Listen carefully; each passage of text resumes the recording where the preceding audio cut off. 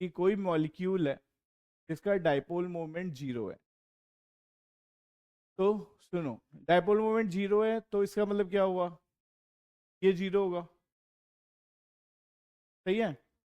अच्छा, अगर ये 0 होगा तो देखो डिस्टेंस तो 0 हो नहीं सकती, मॉलिक्यूल में बॉन्ड के बीच की डिस्टेंस तो 0 हो नहीं सकती। क्या पता चला, बोलो, चार 0 है। तो जो जहां पे चार 0 होता है ना, उसको क्या बोलते हैं पता है, नॉन पोलर। कहने का मतलब है कि अगर डाइपोल मोमेंट तुम्हारा 0 है तो मॉलिक्यूल नॉन पोलर होगा, और अगर डाइपोल मोमेंट 0 नहीं है, मॉलिक्यूल तुम्हारा क्या होगा, पोलर होगा। अगर डाइपोल मोमेंट 0 है तो मॉलिक्यूल क्या होगा, नॉन पोलर होगा, और 0 नहीं है तो क्या होगा, पोलर होगा। ठीक है ना, लिख लो, ये भी अच्छे से लिख लो। फिर मैं तुम्हें एक चीज बना के दिखाता हूँ, ये अच्छे से लिख लो। अब देखो, मैं आता हूँ BF3 के स्ट्रक्चर।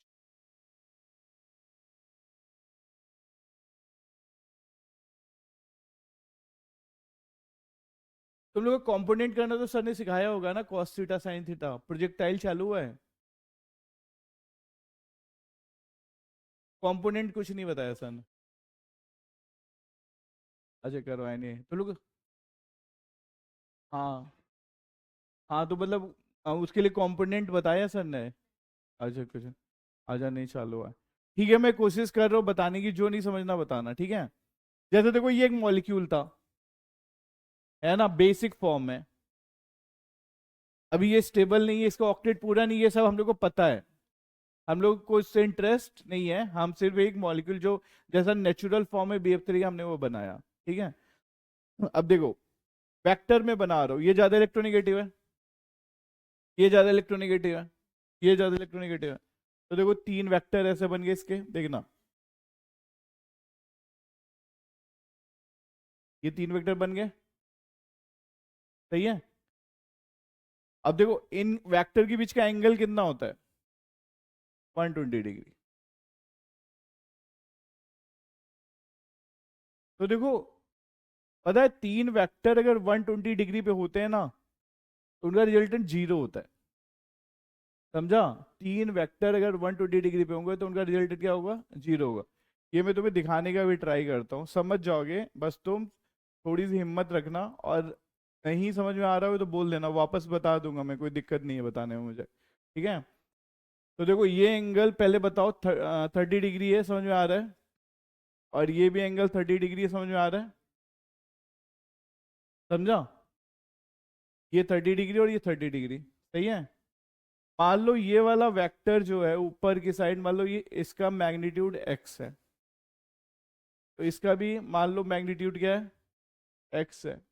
इसका भी मैग्नीट्यूड क्या है, x है। वेक्टर के मैग्नीट्यूड का मतलब होता है उसकी लेंथ, मतलब जो वैल्यू तुम उसकी निकाल रहे हो उसकी वैल्यू कितनी है, x। जैसे ये वाला डाइपोल मोमेंट की वैल्यू सब कैलकुलेट करके कितनी आएगी, x। ये वाली कैलकुलेट करके कितनी आएगी, x। और ये वाली भी x, तीनों आइडेंटिकल है। ये एंगल 30 डिग्री, समझ में आया। अब देखो, थीटा की तरफ तोड़ते हो ना तो कॉस थीटा मिलता है, ध्यान रखना, ट्रिक है। थीटा की तरफ तोड़ते हो तो क्या मिलता है, कॉस थीटा, और दूर तोड़ते हो तो क्या मिलता है, साइन थीटा, ठीक है। तो देखो, थीटा की तरफ तोड़ा 30 है, तो देखो इधर क्या मिला, एक्स कॉस 30, समझ में आया, एक्स कॉस 30। इधर भी क्या मिला, एक्स कॉस 30, सही है ना।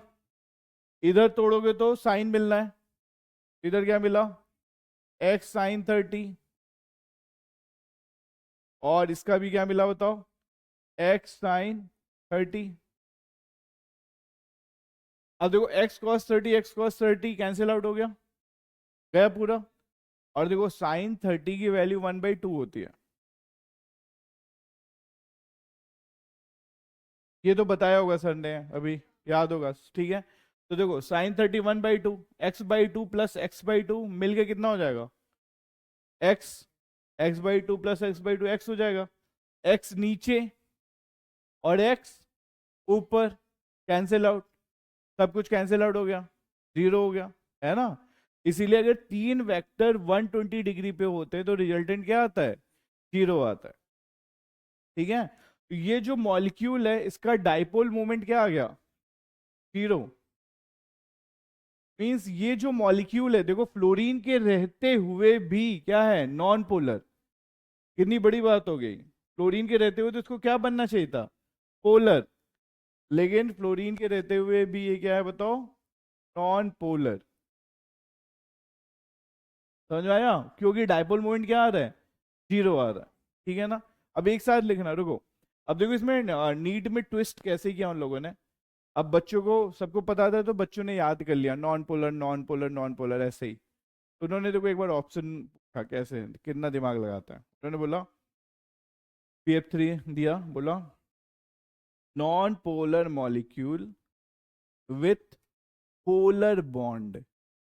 पहला option, non polar molecule with polar bond.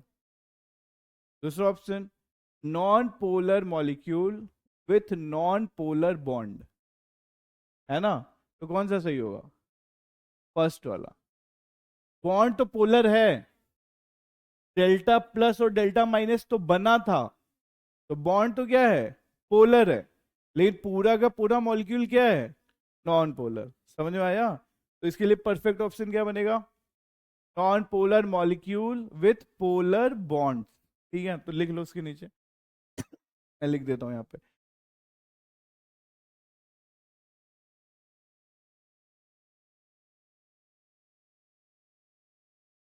लिख लो, बढ़िया से लिख लो एकदम, बढ़िया से सब एकदम नोट कर लो अच्छे से।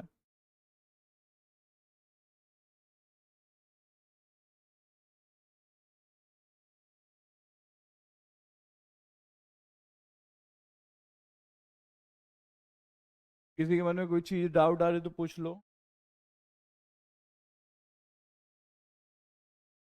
कुछ समझ में नहीं आ रहा तो पूछ लो।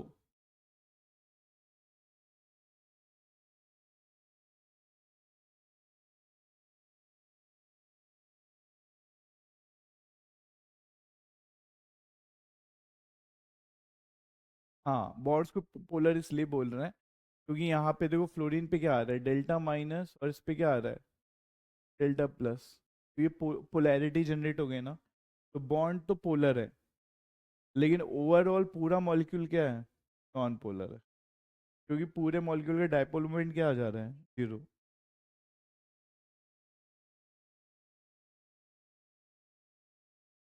वो नहीं समझा, देखो ये तीनों एक्स एक्स है, जहाँ पे थीटा होता है ना उसी डायरेक्शन में ब्रेक करना होता है। तो x cos 30, x sine 30, x cos 30, x sine 30। तो कॉस 30 क्या हो गया, कैंसिल आउट हो गया अपोजिट डायरेक्शन में। अब नीचे दो एक्स साइन 30 आ गए, साइन 30 की वैल्यू कितनी होती है, x/2 plus x/2, x, x नीचे एक्स ऊपर, कैंसिल आउट हो गया। समझा।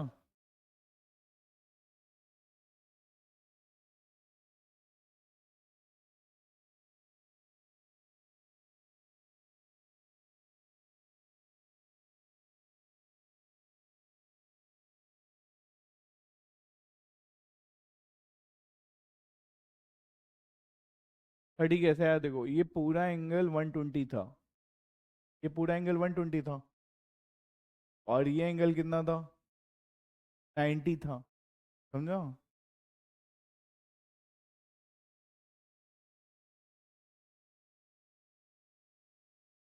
बोलो, समझा ना।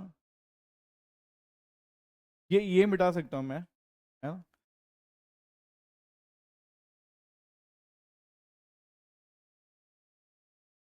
अब देखो मैं तुम्हें एक और बना के बताता हूँ, फिर मैं तुम्हारे साथ एक स्टेटमेंट शेयर करूंगा, पहले दिखाता हूँ मैं। अब जैसे देखो ये PCl5 है ना, तो ये जो PCl5 है, इसका डायपोल मोमेंट के बारे में तुम्हारा क्या ख्याल है,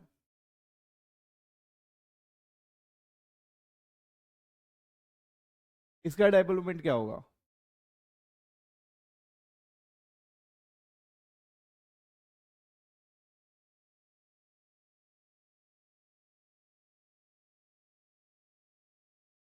0 हो जाएगा, क्योंकि 3 वेक्टर ये वाले 120 पे कैंसिल आउट हो गए, एक वेक्टर ऊपर और एक वेक्टर नीचे कैंसिल आउट हो गया, तो इसका डाइपोल मोमेंट भी क्या आ गया, 0। बहुत अच्छा।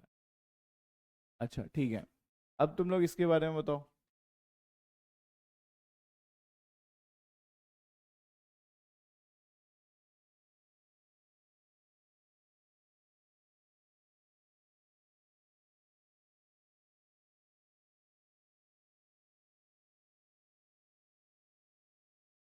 इसका बताओ।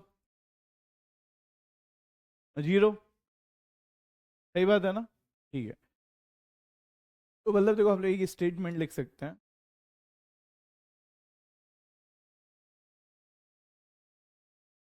All all regular geometry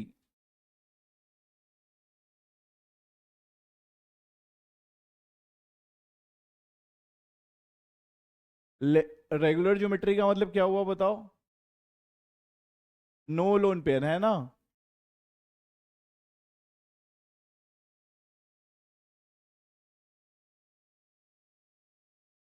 of type, देखना, all regular geometry no lone pair जहां पे हो, of type mx2,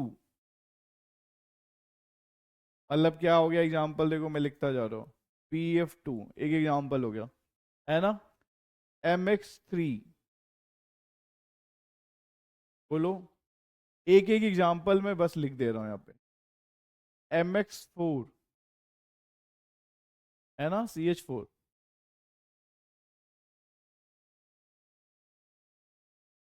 mx5 pcl5 देख ही लिया है ना, mx6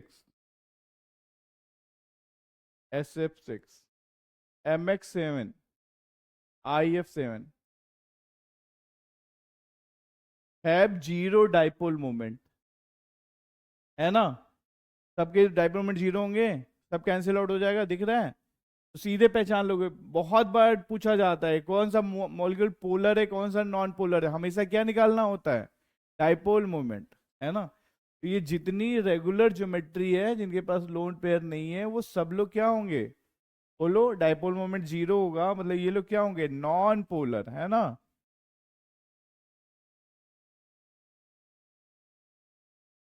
ये सब लोग क्या है, नॉन पोलर है, डाइपोल मोमेंट 0 है और ये लोग नॉन पोलर होते हैं।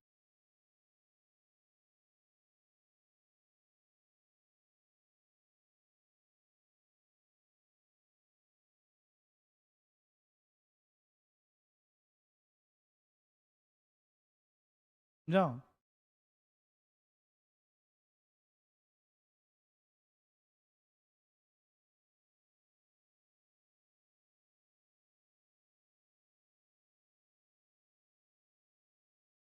ये मिटा सकता हूँ ना, pcl5 वाला, ये मिटा देना, ठीक।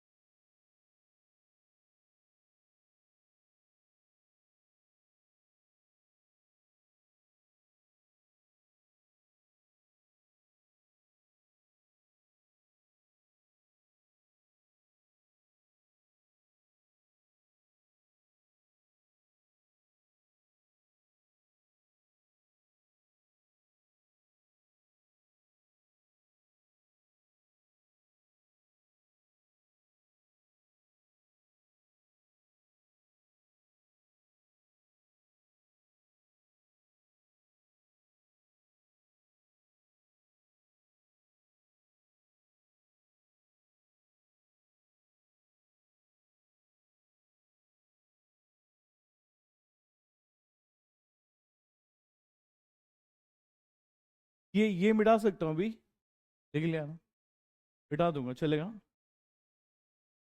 देखो ये जो मॉलिक्यूल है उसका डाइपोल मोमेंट x दिया हुआ है ना। जो क्लोरोबेंजीन है ऊपर, इसको क्या बोलते हैं, क्लोरोबेंजीन, है ना। तो इसका डाइपोल मोमेंट x दिया हुआ है, नीचे जो ये 4 केस है उनका डाइपोल मोमेंट बताना है तुम्हें।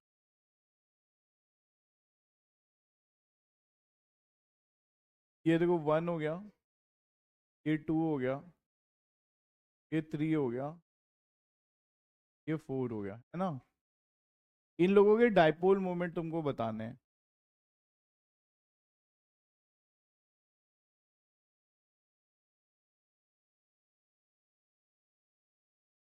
हमारी हेल्प के लिए मैं एक फॉर्मूला बताता हूँ तुम्हें। वेक्टर का जो रिजल्टेंट होता है वो कैसे निकालते हैं, रिजल्टेंट वेक्टर निकालना याद है? देखो आर लिख के बताता हूँ ताकि बाद में तुम्हारे काम आ जाए।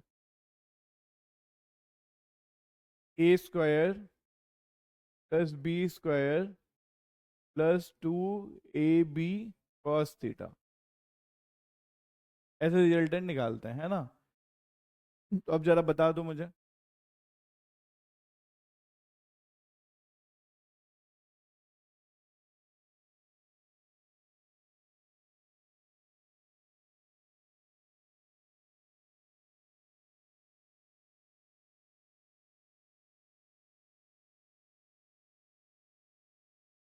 बोलो बोलो।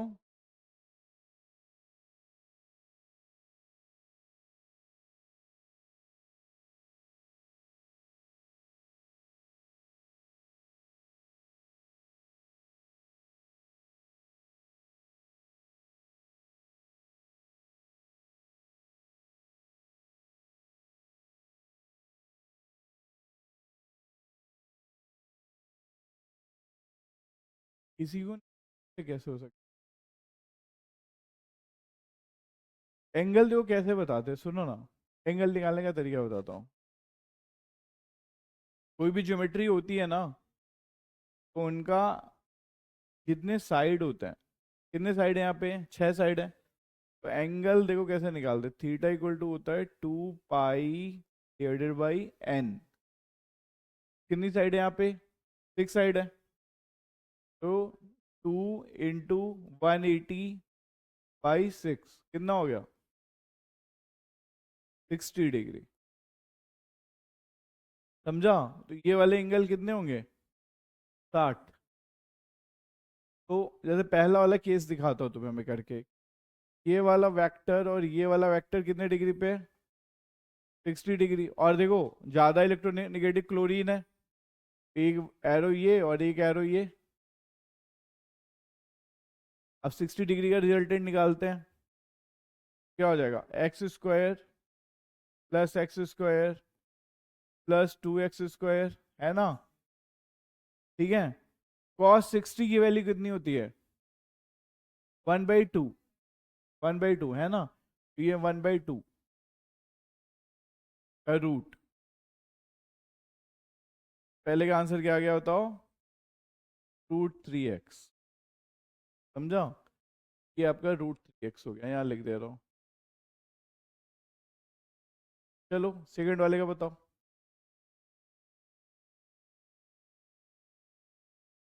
हाँ x आ रहा है, cos 120 कितना होता है, -1/2। सेकंड वाले में cos 120 होता है -1/2। सेकंड वाले का आंसर x है, सही बात है एकदम, बहुत बढ़िया, सेकंड का आंसर x है।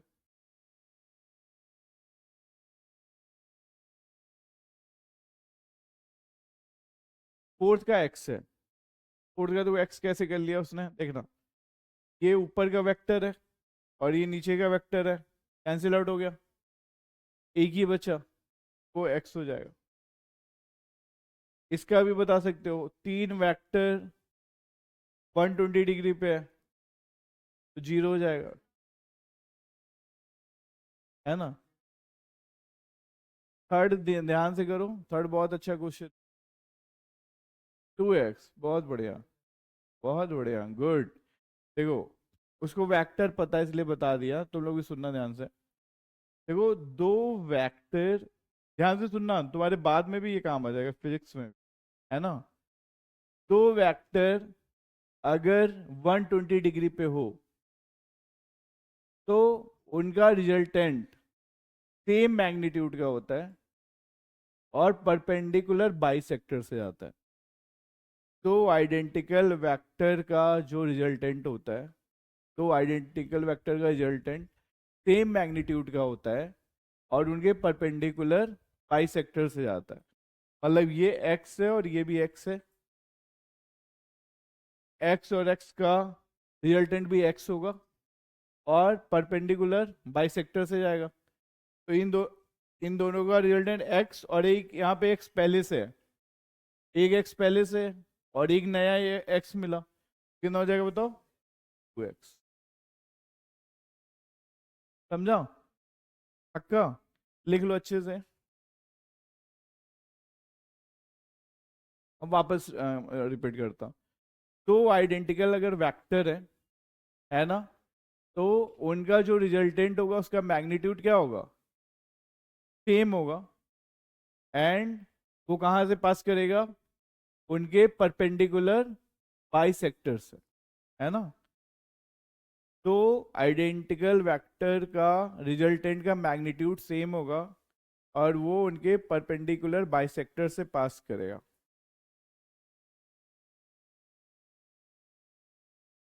हमेशा ऐसा होगा, हमेशा। तो वेक्टर अगर आइडेंटिकल मैग्नीट्यूड के हैं, मतलब एक एक्स है और दूसरा भी एक्स है, तो उनका जो रिजल्टेंट होगा किससे पास करेगा? परपेंडिकुलर बाइसेक्टर और सेम मैग्नीट्यूड। मतलब अगर थीटा है तो उनके बीच में क्या हो जाएगा? Theta by 2। नहीं, तुमको नीट में यही केस आएगा क्योंकि बाकी थीटा तो तुम लोग को पता ही नहीं है, होगा ना। आप लोग को जो भी थीटा आएंगे क्या आता होगा? 30, 60, 90, 45, 53 और 37 भी कभी कभी आ जाता होगा। ठीक है यहाँ तक? ठीक है। तो इन पांचों मॉलिक्यूल में नॉन पोलर कौन सा है? फिफ्थ वाला, बहुत बढ़िया। और सबसे ज्यादा मैग्नेटिक मूवमेंट किसका है? थर्ड वाले का।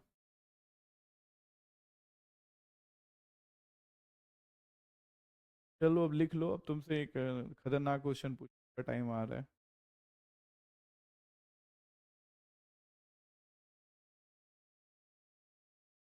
उतना डिफिकल्ट भी नहीं था, तुम लोगों को समझ में आ गया फटाफट, है? सही था, है कि नहीं? ज्यादा नहीं था? जी।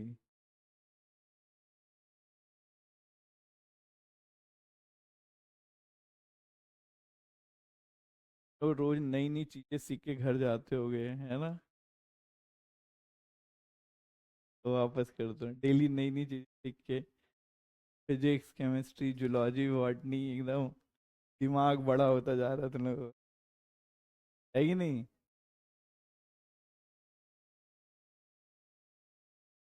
सेकेंड वाला वापस बताओ। देखो ना, 120 डिग्री पे है और यहाँ पे क्या डाल दो? कॉस 120, है ना। तुम लोगों के साथ ऐसा नहीं हुआ होगा, लेकिन मैं तुम लोगों के साथ एक इंसिडेंस बताता हूँ बहुत मजेदार।